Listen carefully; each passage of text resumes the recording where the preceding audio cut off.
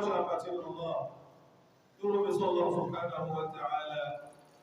Nous implorons son pardon et demandons l'aide d'Allah subhanahu wa ta'ala.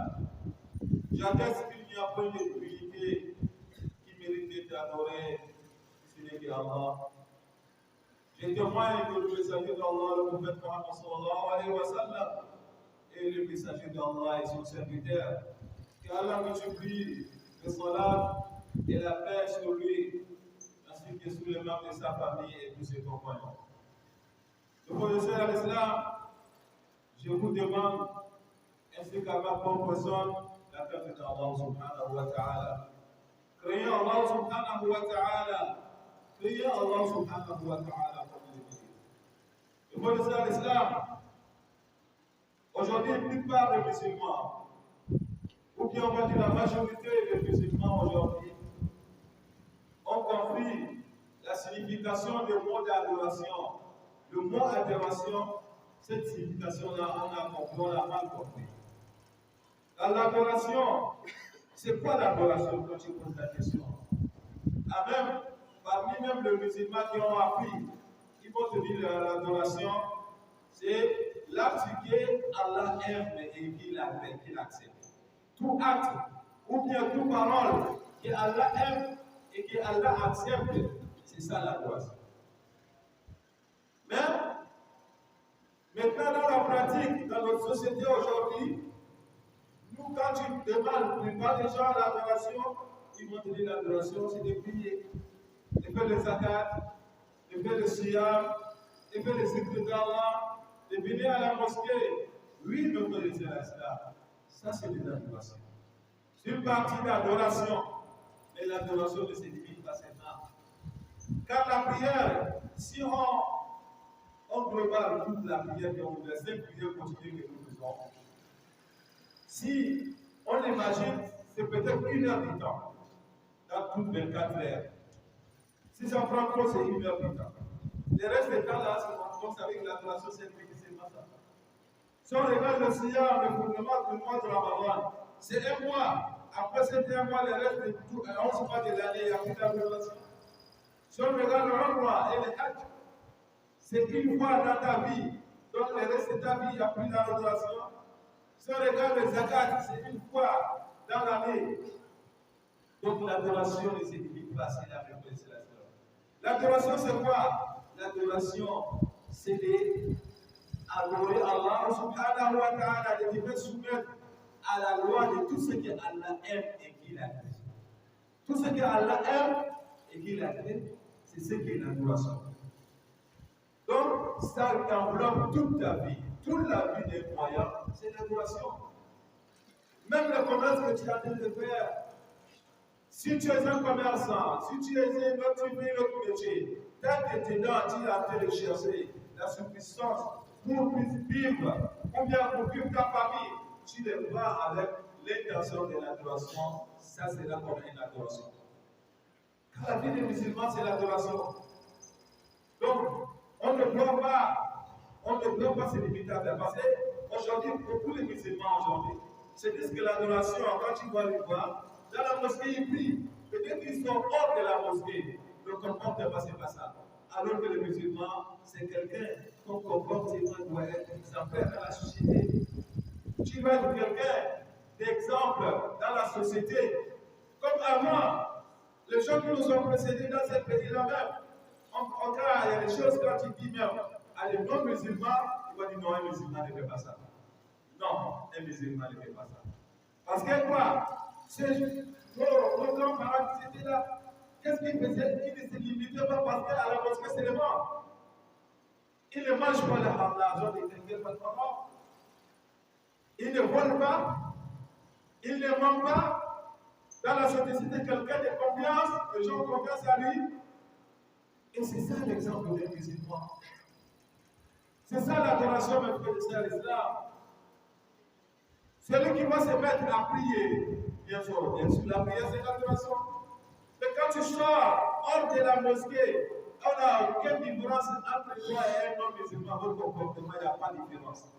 Est-ce que ta prière là, ça t'a servi à quoi? Allah subhanahu wa ta'ala dit Inna salata tanha anil fahsha. La prière, c'est éloigner la personne qui prie de tout ce qui est blâmable. Tout ce qui est blâmable, le mauvais comportement. Maintenant, je prie. Le mois de Ramadan arrive. On a tiré le mois de Ramadan. Le moment de Ramadan, c'est un parmi nous, tu vas dire que c'est un malaïka. C'est un ange. Mais après le Ramadan, c'est fini.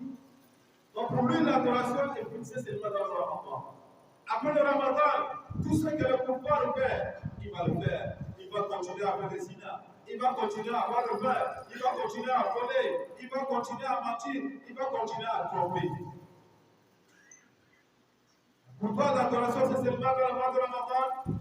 Pourquoi c'est l'islam? L'adoration n'est pas limitée à cette pouvoir.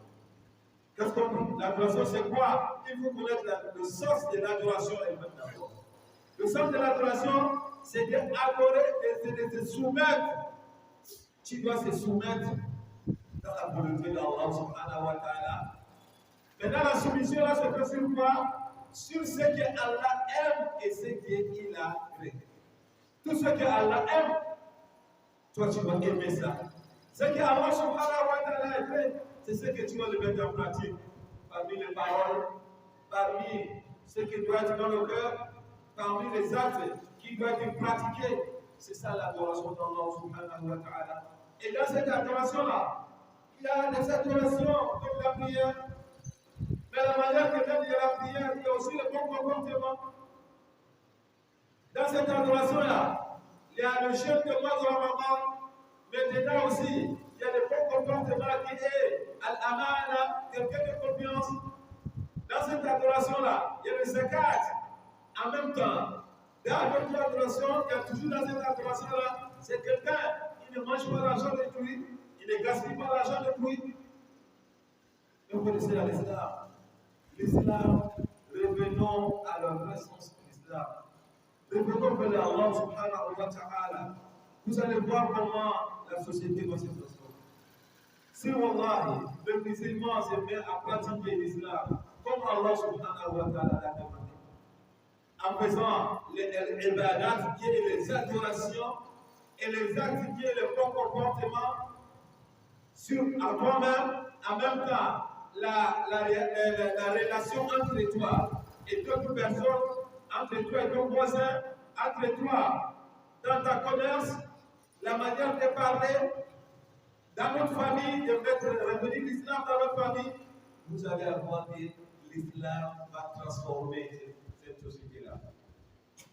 Regardez le grand pays.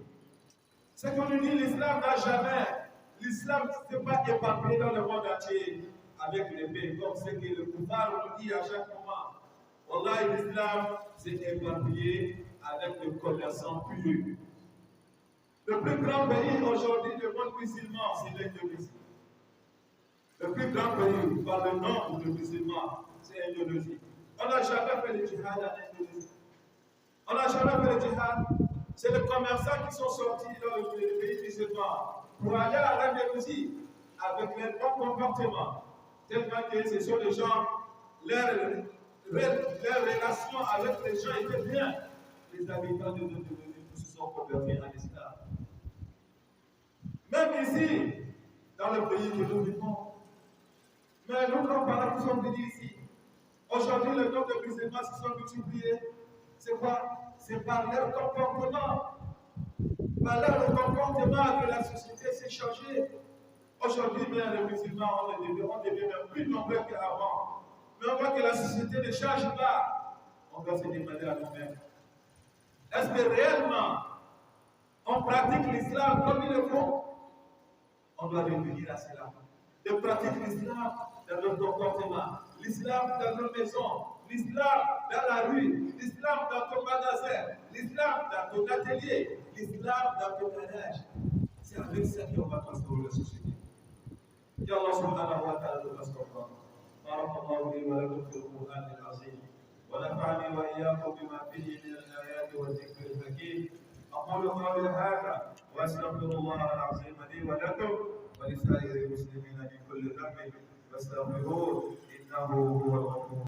الحمد لله على إحسانه والشكر له على توفيقه وامتنانه وأشهد أن لا إله إلا الله تعظيما لشانه وأشهد أن محمدا صلى الله عليه وسلم الداعي إلى رضوانه صلى الله عليه وعلى آله وصحبه وأتباعه أما بعد فإن مقتضى عبادة المسلم لله وحده أن يهدي عمره كله لما يحبه الله ويرضاه من الاعتقاد والأقوال والأعمال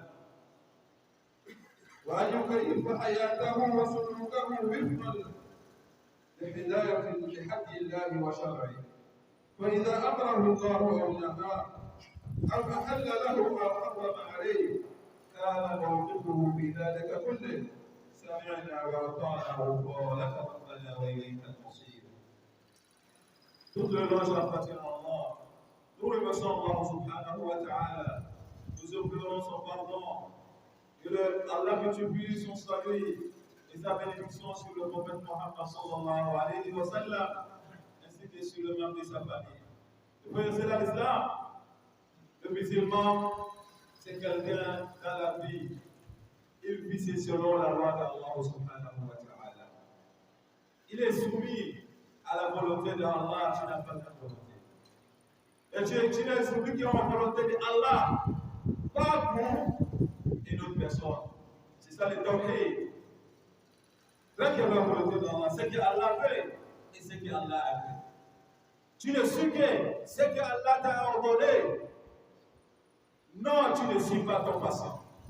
Tu ne suis pas le patient. Ou bien tu ne suis pas quelqu'un d'autre. C'est ça que Allah subhanahu wa ta'ala. Un musulman va dire comme ça. Si Allah subhanahu wa ta'ala te ordonne quelque chose, tu le fais selon ta capacité. Si Allah t'interdit des choses, tu laisses ces choses-là, même si ces choses-là t'ordonnent la nièce en commun, car toi tu ne suis que ce qu'Allah t'a ordonné. Voici un musulman. C'est ça que l'islam nous demande de faire à l'islam. Donc, sachez que l'adoration, comme le prophète Muhammad sallallahu alayhi wa sallam a dit, al-imanu bid'un wa sab'una shu'ba, que la foi est jusqu'à 70 niveaux. 70 ou bien plus de 70. Il a dit le plus haut catégorie de la foi, c'est shahadatu an la ilaha illallah, le kalmat tawhid, l'unicité d'Allah subhanahu wa ta'ala. C'est ça le plus dernier niveau en haut. Wa adnaha, mais le plus bas des niveaux, imadatul adha al-karim, le fait d'alléger quelque chose qui peut blesser un être humain sous la vie. En passant sur la route, tu as vu un verre ou bien un caillou, et quelqu'un vient de se cogner sur ça, tu as l'air, ça fait partie de la foi. Regardez l'islam. Dans le domaine simple, quelque chose qui peut blesser un être humain ou bien un animal, que ça fait partie de la foi. C'est ça la foi de l'islam. L'islam, c'est la foi qui est bénéfique pour toute l'humanité. Car notre messager, le prophète Muhammad sallallahu alayhi wa sallam, Allah lui a envoyé, comme disent, Rahmatan lil alamin. C'est une miséricorde pour toute l'humanité. Et c'est ça la communauté du prophète Muhammad sallallahu alayhi wa sallam. Kuntum khayra umma ukhrijat lin-nas. Vous êtes la meilleure communauté. Meilleure communauté qu'Allah a fait sortir pour toute l'humanité. Ta'muruna bil ma'ruf. Le musulman, c'est celui qui ordonne toujours le bien, qui ordonne toujours vers le bien, et il interdit toujours le mal. Quelque chose qui est mauvais, quelque chose qui est blâmable, le musulman interdit toujours ça. C'est ça la religion. Revenons vers l'islam al-haqiqi, l'islam réel. Revenons vers l'islam réel de l'islam.